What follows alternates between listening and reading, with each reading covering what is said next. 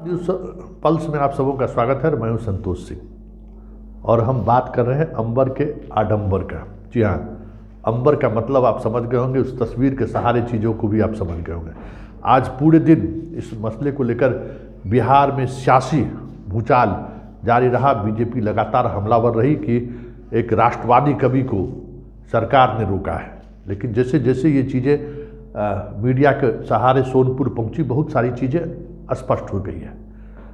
सिर्फ अंबर को ही नहीं, छोटे लालू को भी मंच पर आने से रोक दिया गया था। उनको भी रोका गया है। ये मंच सरकार का मंच है, पदाधिकारियों के द्वारा संचालित मंच है और उसमें कुछ ऐसी बातें ना हो जो विवाद का वजह बने, इसका ख्याल रखा गया था। और इस वजह से बात अंबर की करें तो जिला प्रशासन ने पूरी तौर पर इस बात को खारिज कर दिया है कि मैंने उन्हें आमंत्रण दिया ही नहीं था। वो अगर सोनपुर आती तो मीडिया के बंधुओं से वहाँ के एडीएम गगन कुमार ने सवाल किया कि आप लोग देखे रहते। हालांकि कई तरह के बयान आए, जरा पहले तीनों बयान आप सुन लीजिए कि क्या कह रहे हैं वहाँ जो स्थानीय कलाकार हैं या कवि हैं जो आज जिनसे हमारी मुलाकात हुई, वो क्या कह रहे हैं, जरा ये सुनिए। और उसके बाद सुनिए कि एडीएम गगन कुमार जो इस पूरे कार्यक्रम को कोऑर्डिनेट कर रहे हैं, उनका क्या कहना है। कल तो कार्यक्रम हुआ, ऐसे तो हम लोग सुरभि कला मंच के कलाकार हैं, तो कल शेरो शायरा मुशैरा का ही कार्यक्रम था। कवि लोग भी आने वाले थे। हम लोग को इतना पता है कि कवि लोग आने वाले थे, लेकिन वो आए, क्या कारण हुआ नहीं हुआ ये हमको उतना डिटेल्स पता नहीं है। लेकिन अचानक से फिर हम लोग को कॉल गई, तो हम लोग आकर के रात्रि को कार्यक्रम हम लोग किए, अच्छे ढंग से किए। यहाँ तो क्या नहीं जानकारी यहाँ कुछ मिली? यहाँ आए तो लोगों से हमको पता चला कि कुछ हंगामा हुआ है। अब क्या हुआ है ये डिटेल्स हमको पता नहीं। पर्यटन विभाग के द्वारा जनसंपर्क पंडाल सोनपुर में होने जा रहा है। उस दरमियान हम लोग मालूम चला, हम लोग तो अम्बिका जैन के बहुत बड़े फैन हैं, तो हम लोग उस ज्ञात होने के बाद हम लोग जनसंपर्क पंडाल में गए।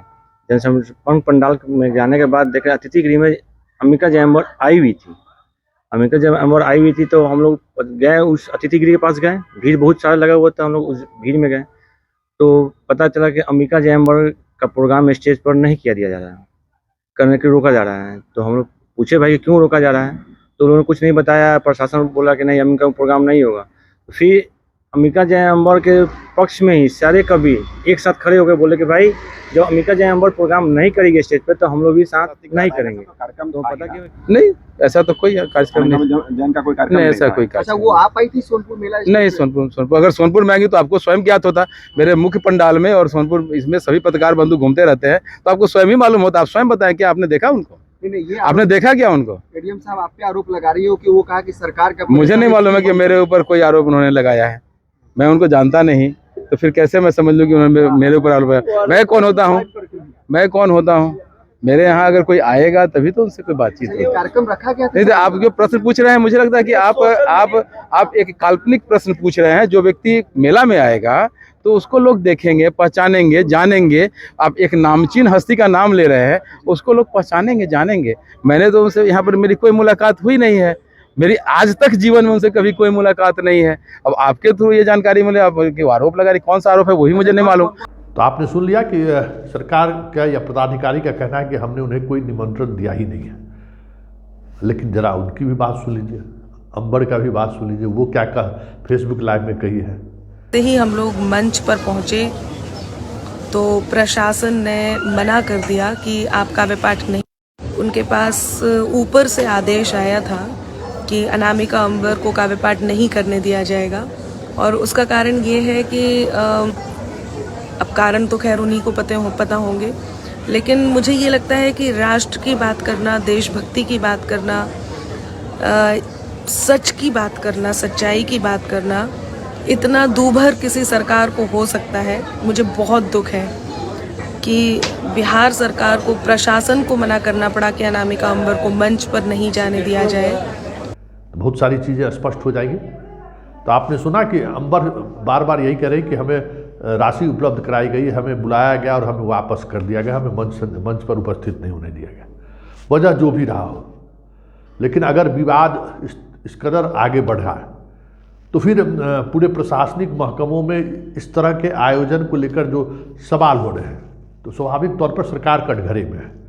लेकिन सरकार की तरफ से जब ये कहा गया है कि नहीं, इस तरह के विवादास्पद मसलों पर विशेष रूप से सावधानी बरती जाती है, और उसी का है कि जो छोटा लालू के नाम से चर्चित है, उनका भी कार्यक्रम निर्धारित था, उन्हें भी कार्यक्रम के निर्धारण के बावजूद भी उन्हें मंच पर आने का मौका नहीं दिया गया।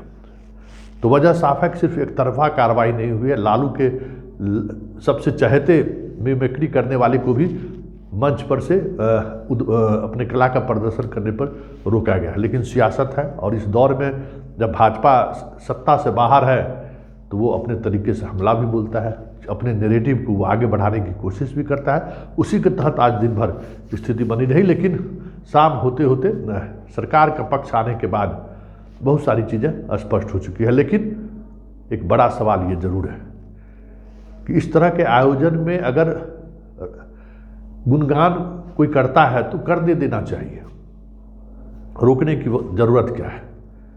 सबको अपने राष्ट्रवादी है, आज के इस दौर के वो राष्ट्रवादी कवि हैं, उनके राष्ट्र के बारे में बोलना चाहिए। उन्हें कहा ही, उनको तो पब्लिकली लोग कहते हैं कि दरबारी कवि हैं, तो दरबारी कवि की भी ज़रूरत होती है, उनको भी बुलाना चाहिए। हमें लगता है कि इस तरीके की चीज़ें से प्रशासन को बचनी चाहिए।